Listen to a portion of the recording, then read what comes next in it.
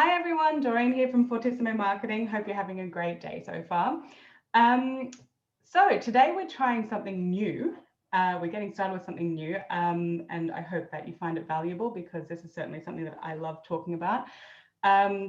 If you're in business, you obviously know that business can be tough, especially if you're in small business. And as such, it can also get a little bit lonely at times. So something that we came up with for this year was to start a new series of interviews with business owners from all walks of life. Basically just to share that, everybody is on their own journey. Everybody struggles with different things, but there are definitely commonalities, around business as well. So to start off with, in our very first episode, we have Caroline Power here. And yes, I'm very excited because I've known Caroline for a few years now. We've become very good friends as well. And she is just an awesome human and is doing a lot of good things for people as well. Yes, that's enough about my opinion of her. I'm going to read you some facts now. Some actual facts on the lady. So let me just find the notes now. And then I've got some questions for you as well, so we can talk about your business and where you came from and everything. But here's some more information for people watching about Caroline. So Caroline Power is a dietitian and hypnotherapist specializing in emotional eating as well as eating disorders in general and healing one's relationship with food. She has a Bachelor of Science in Nutrition and Dietetics and a postgrad in Food Technology. And she's also a master hypnotherapist. So you're pretty smart. She has been in the industry for 15 years in Australia, the UK and Brazil. Knowing it's not about what you eat, but why you eat, Caroline's passion is helping people achieve health without letting go of their favorite foods. Yes. Is that even possible? Yes, it sure is possible. 100%. Excellent. Well, we're going to get into that in a little bit. Yes, yeah. So welcome and thank you so much for being my first ever interview on here. Thank you for having me. Thank you for inviting me. No worries, my pleasure. I'm ad-libbing here. This is one of the things though as well, I always say to clients, it doesn't have to be perfect. You've got to start somewhere. And rather than spending months and years agonizing about how to do this properly with the right equipment, as you can see, I have no fancy microphones. I have no headsets. I've got nothing. As long as you can hear me and I can hear you, as far as I'm concerned, we're good. That's right. I don't know what this is going to become in future. I don't know if it's going to end up as a podcast or a YouTube. I don't know. I really don't know, but I love talking about business, which is why Yes, that's nice. That's great. Viewers might as well. All right. So to start off with, I'm very keen to have everybody hear more about Caroline Power. So why don't you tell us a bit about yourself, further to what I've just read out? Who are you? Where are you from? And what do you do? So I'm Caroline Power, as Doreen was telling you all. I am very big on the anti-diet culture revolution. It's like the diet culture scene is massive in the world. The diet industry is over 60 something billion dollars. So I am one of those people, further from what Doreen already told you all, that really want to challenge that culture, want to challenge how people view food, right? And ever since I'm from Brazil originally, then I lived in the US and in the UK, and now I've been in Australia. The accent's a hybrid. I know you're all thinking now, where's that accent from? So I know that's why she asked me to tell you where I was from. And I really help, you humans achieve that health without actually letting go of the foods, without the restriction, self-imposed restriction. Because of course, if you have an underlying health condition and all of that, I'm a dietitian. I can guide you on that specific part of it.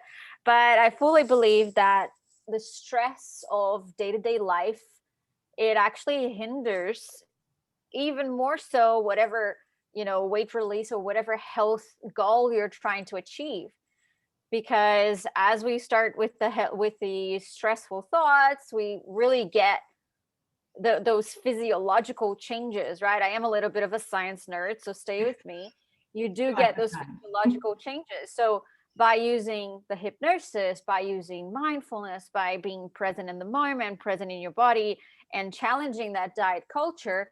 See, I don't say reject the diet culture, because I know there's intuitive eating out there, and intuitive eating say reject the diet culture. I think that that's a bit too strong. But I do my own sort of like eating behaviors, like with my clients. It's a little bit like listening to your body, yes, understanding how you're full, understanding when you're hungry, how does it feel, and all of that. But it basically is you listening to yourself instead of listening to the outside, because you are the boss of you and you know you best. Even though you might say, oh, so and so knows me best, but truthfully, you know you best, right? That is true. That's a really good insight, actually. So tell us, when did you first start out in your business? I had my business as a side hustle. So when I had Penelope, my daughter, she is going to be 6 about in about 2 months. She'll be 6 years old. So when I was pregnant with her, I started looking at what could I get involved in, because I, here in Australia, such as the US, we don't have a lot of maternity leave.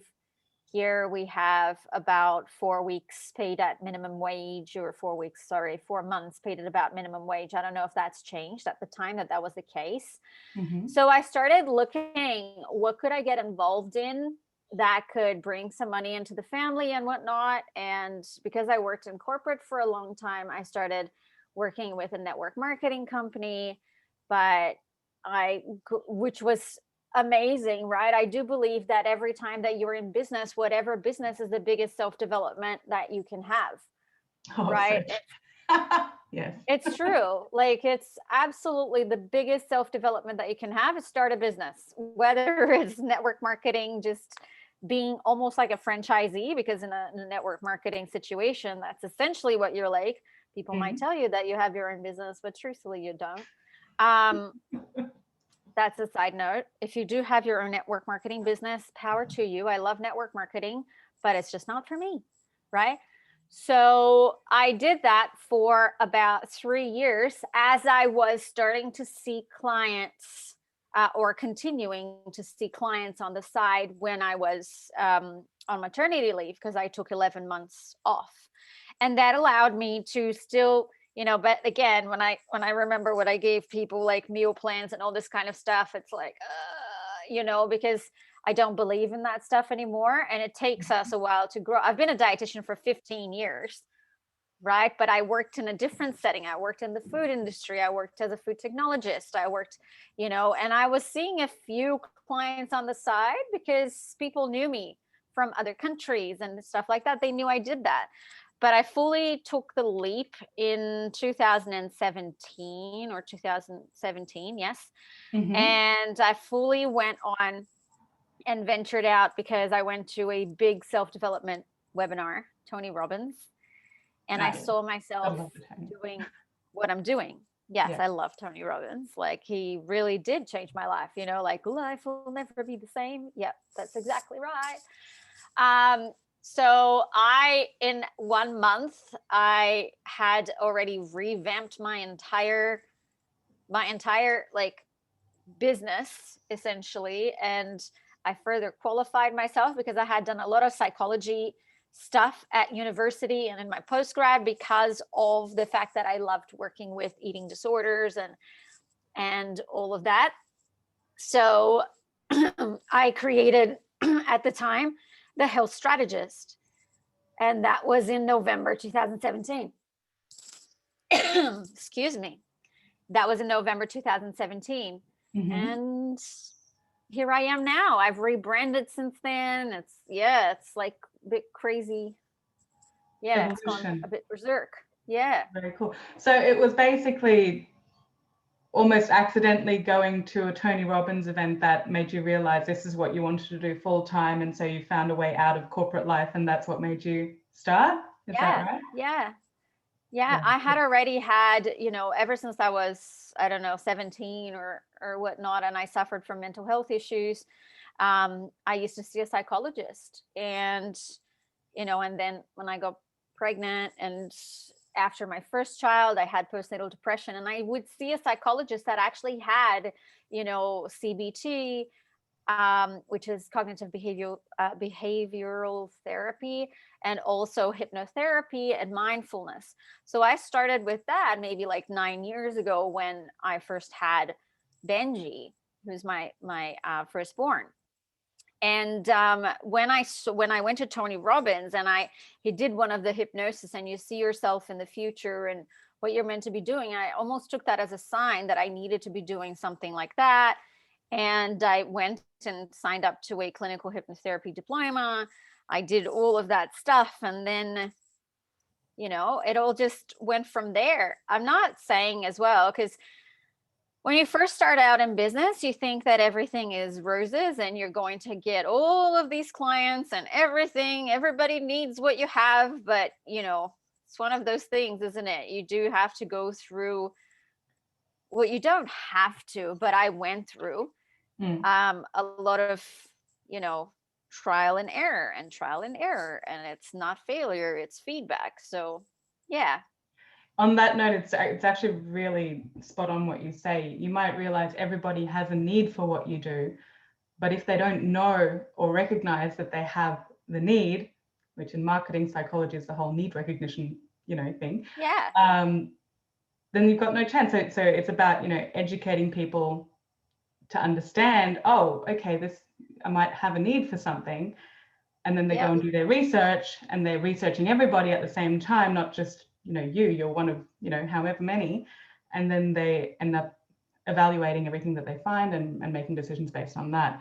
So it's quite funny, because yes we could absolutely say everybody needs what you're offering, but they may not be aware right now. And you may not know them, or they may not know you. Yeah. So it's one of those things. It's like you have to not only put your message out there, but you gotta shoot and hope that someone's gonna listen. But if you're actually fully understanding who your client is, if you're fully understanding who you're marketing to, it gets a little easier. So yeah, I think that's actually essential, to know who you're marketing to, and what they're like, your ideal client. And yeah, absolutely spot on. So you're actually answering all my questions without me actually asking them. Oh, okay. Right. Did you say you were psychic? Just a little? Oh, maybe. Good. I don't know. I'm intuitive. So at what point, if you can remember, did you realize that you were gaining traction and that things were becoming very real for you as a business owner?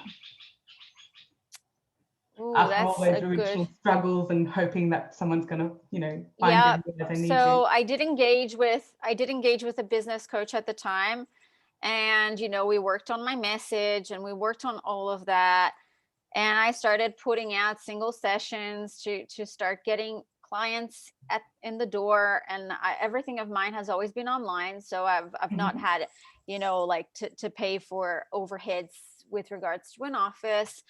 And things started becoming real when I didn't have any available appointments for like a month and a half in advance. And I was seeing something, like 4 or 5 people a day, which I know that for whoever's listening, oh, well, working 6 hours a day, but I'm talking the entire time. I'm talking because it's a hypnosis, so I'm talking. Right. And I have to understand who that person is. In a 1-hour session. I essentially burnt myself out, and I burnt out twice in a year and a half, or 3 times in 2 years. Wow. And that's when things really did become real. And I realized that couldn't go on the way it was. I wasn't a startup like anymore. I couldn't see people single sessions, because of course single sessions work, but when it's hypnotherapy, right, you don't just go to a psychologist one day and hope for the best and go like, hey, yes, I'm cured, I'll never again see a psychologist, right? And hypnotherapy is the same thing. People were expecting a silver bullet. they were expecting a quick fix and, you know, a magic pill, which doesn't exist. So people would kind of go like, oh, it worked for a while, but then I went back to this. And I go like, well, obviously I told you that we had to keep working together and you decided not to. So that's when I decided to fully kind of like change that idea of I don't see clients one-on-one anymore. I don't, you know, I mean, don't see clients for single sessions anymore. Right. I do offer 20-minute chats because I put myself out there a lot. Mm-hmm. Like I put myself out there on Instagram, on Facebook, you know, and I a lot of people know me or know of me now, right? Not in the beginning, but now a lot of people know me or know of me. I have a good following and all of that. So if people want to join my program, it's more as in like, oh, I'm not sure if we are going to gel. So for people to invest the money, I go like, okay, well, let's jump on a 20-minute call because that's the way that I can see if it's going to be a good fit. I do not take clients that I don't believe I can help. So I am not money hungry. Mm-hmm. I fully, truly believe in helping people. Ever since I started doing that, actually, my income has actually gone up instead of going down. Because when you start thinking, right, oh, I can't niche, oh, I can help everybody, right? Then you kind of go like, oh, but I'm already not getting clients with this. If I go like this, what is going to happen? You get more clients. Trust me. Yep. So because you become a specialist. You become a specialist in a certain niche. Exactly. So when I went like this, my income grew because of that, because I was already, you know, I already knew exactly who I was talking to instead of talking to everybody and talking to no one, right? Because when you talk to everyone, you talk I'm to no loving one. you use all this marketing speak, by the way. I'm so excited. Marketing podcast, right? So I didn't think people came here to actually know my 3 pillars for health and my, you know, what to We do can still to talk change about from them. emotional eating. So obviously I'm imparting the wisdom that I've gotten. If there's anybody out there who is a health professional specifically who is just starting out in business, you might find this this podcast or this interview really valuable because I am talking to you essentially, right? And everybody else, but you know, I am imagining one person. Look at that. Think about, I was telling my son actually during the weekend, my son turned around to me, and I hope it's okay to say this here. It's marketing related. Yeah, that's fine. Talk away. My son came to me and he said, I want to create my YouTube channel. Awesome. And I was like, great. I was like, amazing. So what do you want it to be? And I was like, because I said to him, look, I'm not a marketing specialist, but I've had to learn a lot to be where I am in business right now. So tell me, who's the person you want to talk to? Oh, I want to talk to boys. I was like, okay, so you want a YouTube channel? What are you going to do in your channel? Oh, I'm just going to post gaming videos. It was like, okay, but if you're going to post gaming videos, what type of videos are you going to post? And he started getting really annoyed because I was just like, but Benji, if you're actually doing something like this, think about, this is what I said to my son, think about when he went to archery, because he went to archery the other week, and you had like that big, massive, what's that called again? Target. The thing with the bullseye, like the target, right? You have like a big target and there's a bullseye. You're obviously aiming for the bullseye. But if you get to the rest, that's amazing because you're still winning, right? Yeah. You're still hitting your target. Exactly. You're still winning. Like you're still in that round bit, that, you know, the target thingy. Yeah. So and then he understood what I meant. He understood, oh, okay. So we worked out like, okay, so if you want to be a kid YouTuber, which he got really peed off about, because when I said kid YouTuber, maybe he thinks he is an adult. I don't know, right? But he's 9. And I said, I am sure someone has been through what you've been through. So let's go on YouTube and find out how to become a kid YouTuber, right? So I started searching on, because I was like, if you want Instagram, I know how to tell you. If you want Facebook, I know how to tell you. But if you want YouTube, I'm sorry, I'm not on YouTube, right? Yet, Yet. right? Had a big nudge to say yet here from someone. So I was just like there, like going, and he was really upset because he goes like, I don't want to be a kid YouTuber. I was like, okay, Benji, I'll leave it up with you. I have spent thousands of dollars upskilling myself on how to actually become who I am. So when you're ready, you can come back. And then he came back in the afternoon and he went, okay, I thought about it. I had a watch some videos and we can do this, we can do that. So I said, I can help you. And then he kept looking at Daniel, my husband, and going like, but Daddy, I want you to help me. And Daniel would turn around and go like, your mother knows a lot more than me with this. She's got her own business. I don't. Go talk to her. You have like thousands of dollars over there that can help you and you're not taking it. So then Benji decided to listen to what I had to say. Anyway, just the story. Well, that's funny, and something that you made me think of by him getting offended about being a kid YouTuber, right? And we don't need to go too far down the rabbit hole with this, but isn't it kind of similar to people calling themselves what is it, the CEO or the female, the female boss or the fumpreneur, you know what I mean? Like there's that whole thing about the women business owners. It's like, we don't want to be called women, we don't want to be called that, like female CEO. We're just a CEO. So Benji, God love him, he just wants to be a YouTuber. He doesn't a YouTuber. Exactly. He just wants to be a YouTuber. It doesn't matter if it's a kid YouTuber. It's like, exactly. So I go like, I know, but you got a niche, right? You can't and then I started talking to him about other YouTubers that were out there that I know of for kids, right? And I go like, this specific YouTuber, her target market is potentially girls 5 years old, like you can see Penelope loves them, right? And that's probably by watching their stuff, because you do watch by default. By watching their stuff, you can see that they're right on the bullseye with Penelope. Now you take this other gaming YouTuber who my son watches often. This gaming YouTuber even had a show or something at the Sydney Opera House where he just sat there playing video games while all of these kids were at the audience at the Opera House. No joke.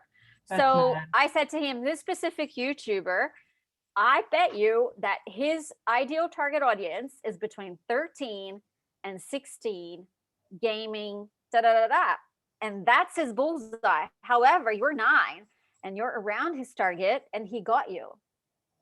So I was trying to explain that to him. So he definitely got it, because we were like workshopping some stuff. So Benji would have understood that he likes what this guy is showing, but Benji might not have been in the place where he would want to go and spend on an opera house ticket to go and see. Exactly.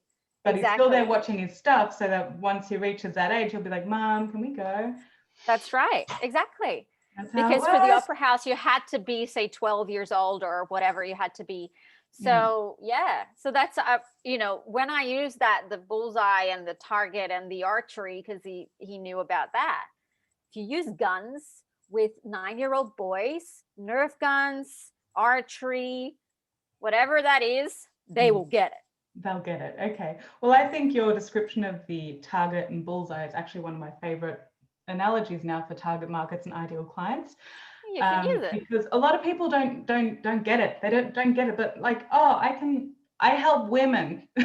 I have had so many people say, I can help any woman. It's like, well, hang on, but which is what women? The one woman that if you could take her and like clone her a million times over and only deal with people like her, they pay you properly, they buy as much as possible from you, all this sort of stuff. Like what makes her ideal and what goes 100%. On up here to make her ideal. And when you're, But that's something that people should really think about as well. By the way, that bullseye thing, I came up with that on the fly because it was with the archery, and I had to come up with something. So you can definitely use it if you'd like. Well, I might. Yeah, it's very like, I'm a hypnotherapist, so metaphors are my thing because I'm a hypnotherapist. So I speak in metaphors sometimes to help women and whoever's talking to me to actually see my point across. I've already given that. On that, thank you for coming back to hypnotherapy. And I was going to ask you, without going down, I know that you could talk about this topic for days. Right? But just for people watching that are like, oh, okay, well, that sounds, what is it? Is it voodoo? Is it, why don't you tell us a little bit about hypnotherapy?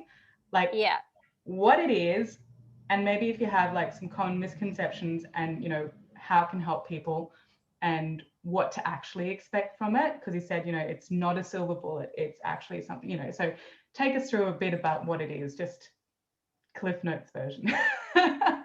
Sure. So hypnosis is nothing more than a natural state that you get to when you're not quite sure if you're awake or asleep, and we call that a trance state.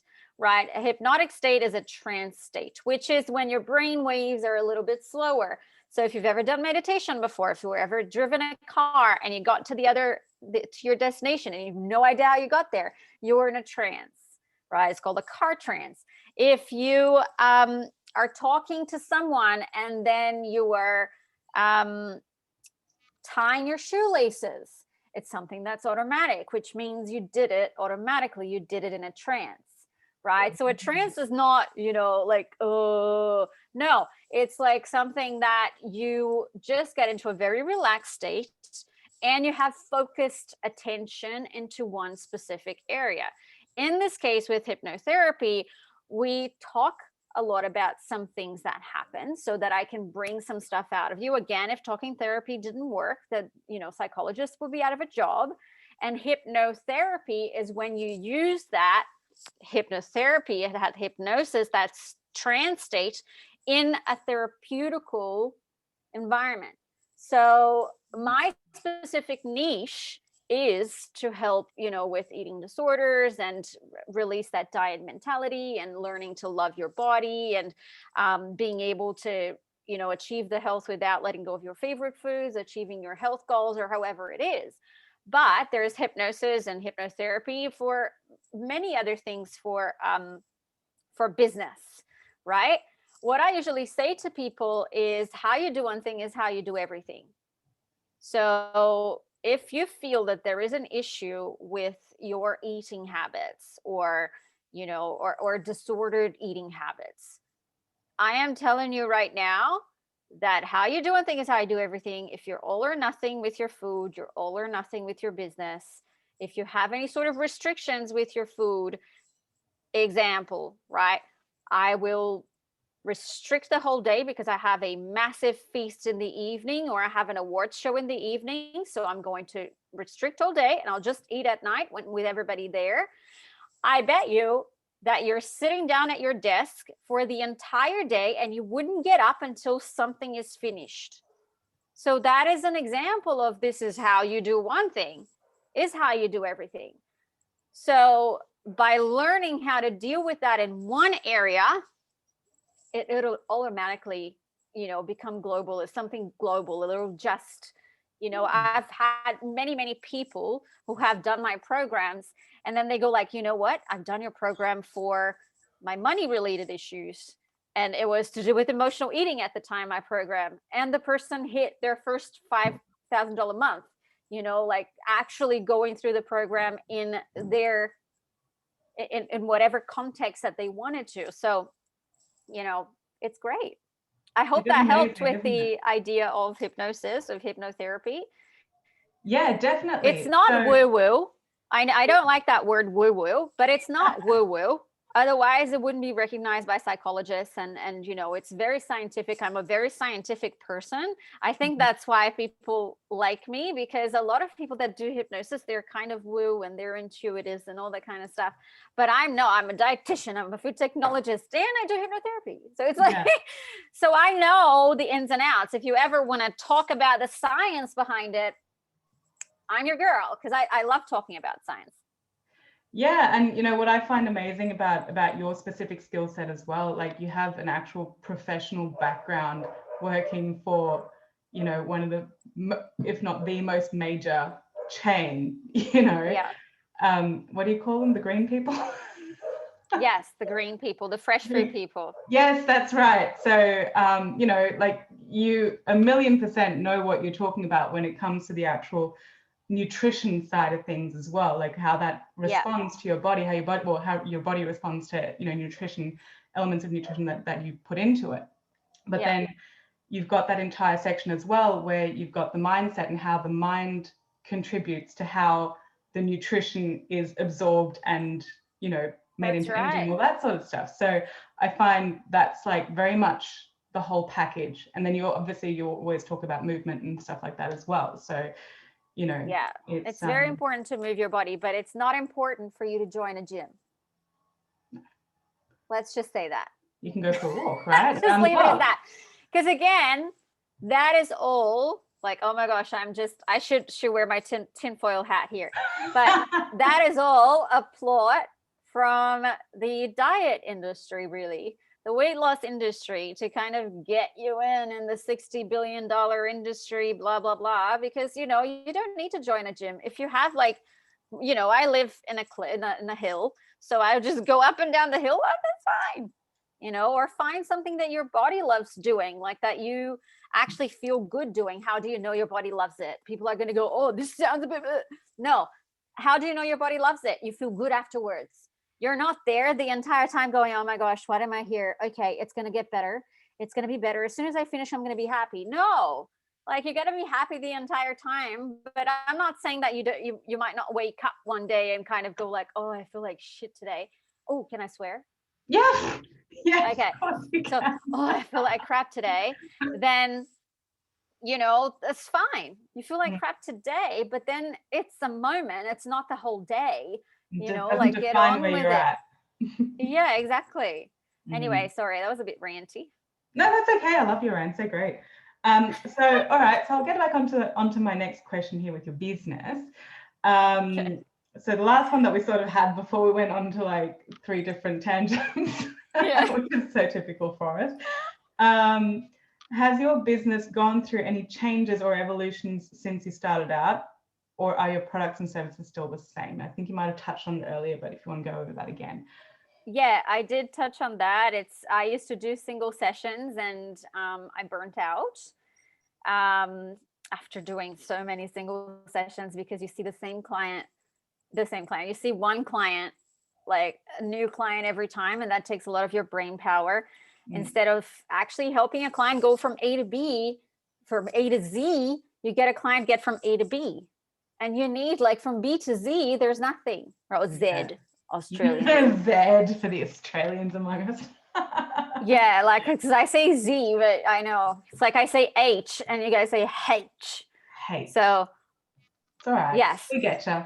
So yeah, and I used to have a membership, and I realized that a membership wasn't quite aligned with me. Now I have a group program which is on its second evolution. So it used to be end emotional eating. Now I've closed end emotional eating, and I'm with another program which is more relating to releasing that anti-diet mentality so that you can actually achieve your health goals and all of that. So it's more of a holistic sort of. Yeah. So I'm calling it, at the moment, I'm calling it Diet No More, because I don't want people to, you know, diet again. I want them to listen to themselves and all of that. But I'm sure it'll change, because it's only the first time I'm launching it now. So yeah. It's well, it's an evolution in itself, you know, and it does take time to figure it all out. But yes, well, done is better than perfect. Amen. That's my advice. That's yes. what I always say. Yeah, excellent. And so, what is something that you wish you'd known at the beginning of your journey in business? One piece of advice you wish someone had given you at the outset? Invest in mindset work. So I think that you don't need to invest a lot of money when you first start out in business. I think that you can actually just use organic growth. I did that a lot. I didn't spend a lot of money in the beginning of my business. But one of the things that you need to invest on when you first start is mindset work. You need some sort of coach, someone who will actually help you through the ups and downs of a self-employed career. Because no, you don't get, like in the beginning, you don't get money every month or every week or every day or however it is. You know, even though maybe you earned more than 6 figures in corporate, now you're working for yourself. If you actually earn 6 figures, it's not actually 6 figures because you got to pay 30% to the government. So, you know, there's a lot of things around that I wish that someone had told me in the beginning. But one of them is definitely invest in mindset work. That's the one thing that should not leave your investment of the month. Should be at least once a month, get a session with someone who understands you and just keep seeing that person. Yeah. And I mean, on that, I mean, if people are, let's say they're bootstrapping, right, and they're really starting out from nothing, I think what you're saying with investing in mindset work is investing your time. Like, absolutely, it doesn't necessarily key. need to be money. Yeah. It's like even just read a book on it, you know. Yes. Yeah, like absolutely. It's join a Facebook group that is there for support as well. This is really good. You know, if you're shoestringing, so then you can actually join a Facebook group that's got a lot of people who will resonate with you. Read a book, ask for people's recommendations on, okay, what have you done? Something that I even said before to my son, like, go on YouTube. Chances are you will find someone that's where you are right now. On YouTube, right? You will find the good and the bad, by the way, but, you know, try going for a recommendation. But if you must, go and search for someone that you know is going to give you good advice. Yeah, that's true.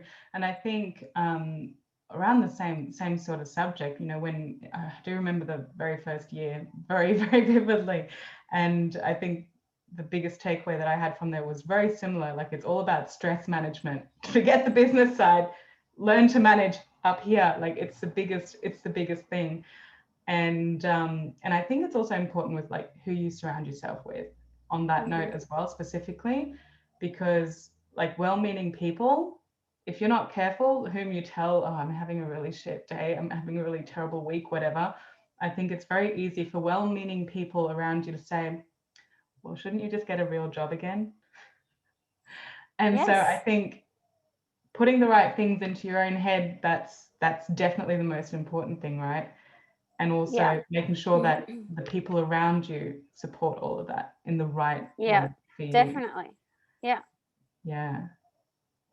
absolutely. So no, you've touched on a really key point there. Mindset work, absolutely. And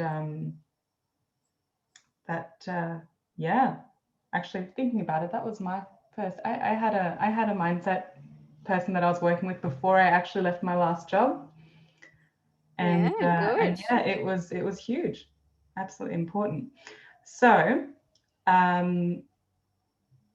you know, I like marketing just a little bit. So my next question is going to be specifically marketing related. Now, we've talked about marketing a lot already because you're awesome at it, clearly.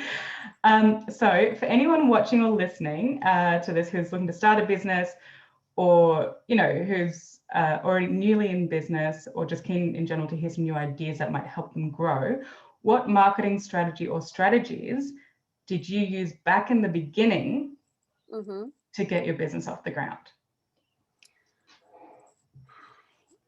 In the beginning, I'm going to give you like the short version as well, because I learned a lot since the beginning. So I'm just going to give you what I would have done in the beginning, and that worked. Some bits worked in the beginning, but others I have, right? It's an evolution.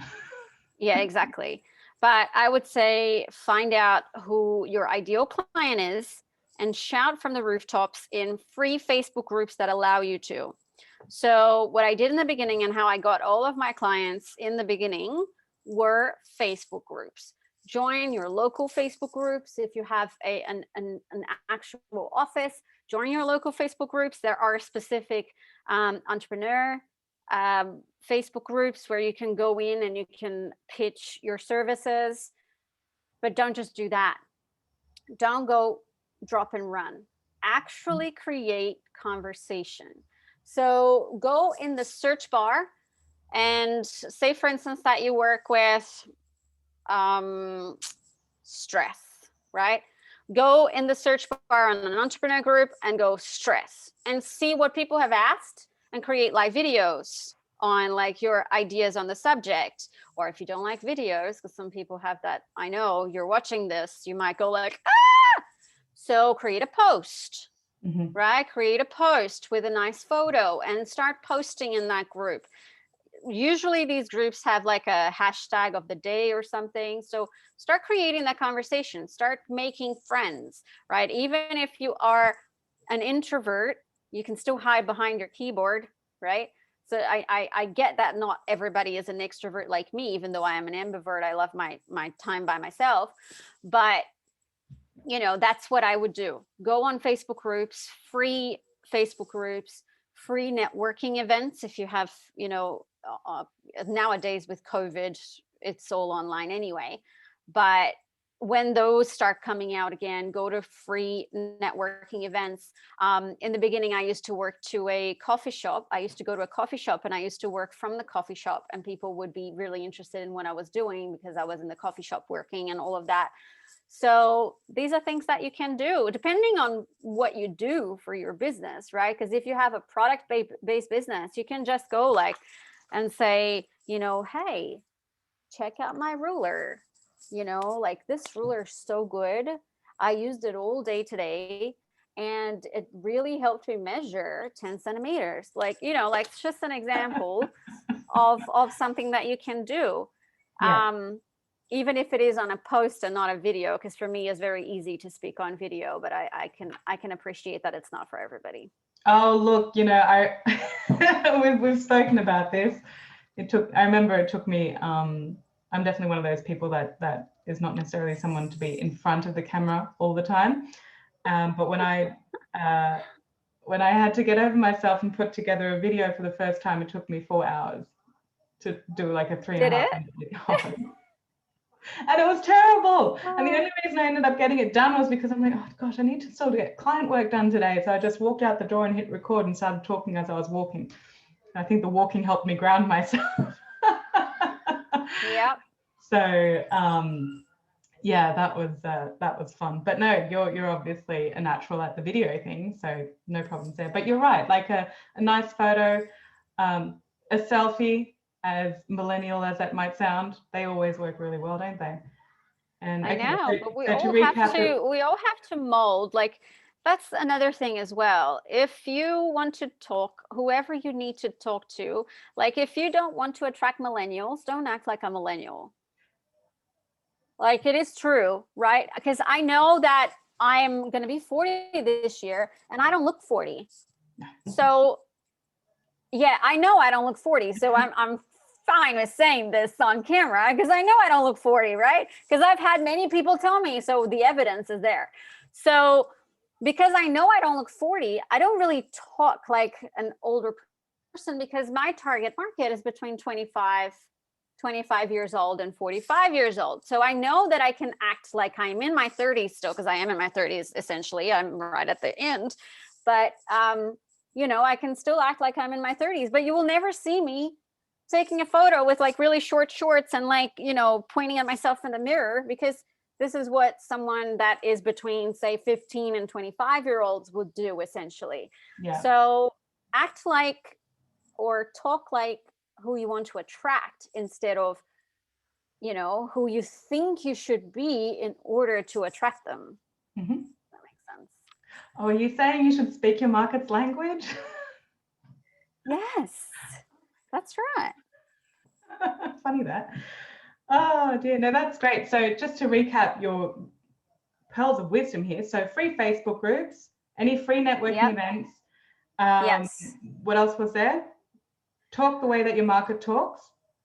Yes. invest in mindset work, whether it's Mindset. time investment or, you know, money investment. I'm sure you can find many. Just look up Napoleon Hill, look up Jim Rohn, look up Tony Robbins. Well, on that note, what's your Denise favorite Duffield mindset Thomas. book? Sorry? What's your favorite book on mindset?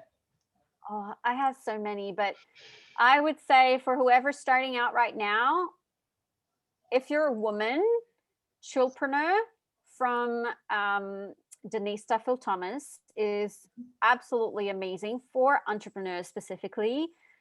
If you have a business and you're not like essentially an entrepreneur, but you have your own like physical business or any business whatsoever, I highly recommend Think and Grow Rich. And yeah, so that's really good. Love it. Yes. Excellent. Thank you. So was there anything that I didn't ask that I should have today? I think I covered a lot, so I don't think so. Do you have anything else to add? No, I have nothing else to add. No? Okay. One of the things is stop thinking that practice makes perfect, because you'll never reach perfection. Mm-hmm. What I say is practice makes permanent. So the more you practice something, the easier it gets. So that's the one thing I wanted to say there. And if this is Richard Branson thing, is if you want to take the island, you got to burn your boats. So stop thinking that, you know, I can always go back to my 9-to-5 job. Just burn the boats. Burn the boats. Burn the boats, baby. Love it. Awesome.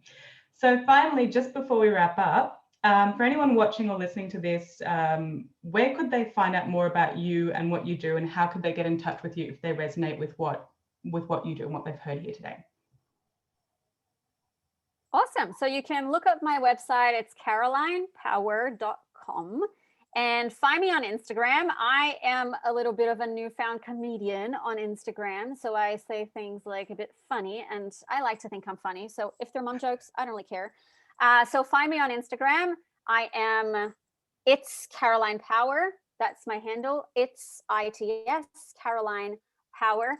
And on Facebook as well is actually still The Health Strategist, because I used to be the health strategist. I haven't changed that yet. So done is better than perfect. Rebrand yourself, and then you think of the rest. That's exactly it. And just really quickly, you've got your new course, your new program coming up. Yes, give us a quick bit of information about what exactly that is, and how it's going to help people, and if they're interested in signing up, how they best do that with you as well. Good. So the new program is called Diet No More. And it's all about silencing the diet culture talk around you, so that you can listen to your inner self, so that you can actually achieve your goals without any restriction. So that when you want to eat an Oreo, you will eat an Oreo without actually thinking about the Oreo. Because truthfully, the Oreo in itself is not what makes you gain weight, essentially. It's your thoughts and your judgments and your expectations about what the Oreo is going to do to your body, because it's all to do with the stress that ends up happening in your body. So if you want to have more confidence in your body image, if you want to actually, you know, get to where you want to be from A to Z, right? Without letting go of your favorite foods, without actually thinking that, oh, I should be this, I should be that. No, you should be you. So let's take the power back to you, from the food to you. Let's break up with diets and start a new relationship with food. That's my program, Diet No More. And we start on the 22nd. So it will be amazing to have you. So 22nd of February, 2021, just in case yes, apologies. Watching this. Yes. There'll probably be a new iteration of viewing it. But yes, and if people want to get more information on that, I'm sure you'll put on the show notes, but they can go on my Instagram, and the link is in my bio. So the Instagram is It's Caroline Power, ITS Caroline Power. Lovely. Awesome. Yes, definitely. We'll add that to the notes. And awesome. Well, thanks so much for coming on and allowing me to interview you. First cab off the rank. Thank you. Oh, it's a pleasure. I've had fun. I hope you've had fun. I did. I had lots of fun. Awesome. No worries. Well, thank you so much again. And Thank you. we'll chat again soon. Have a great day. Thanks. You too. Okay.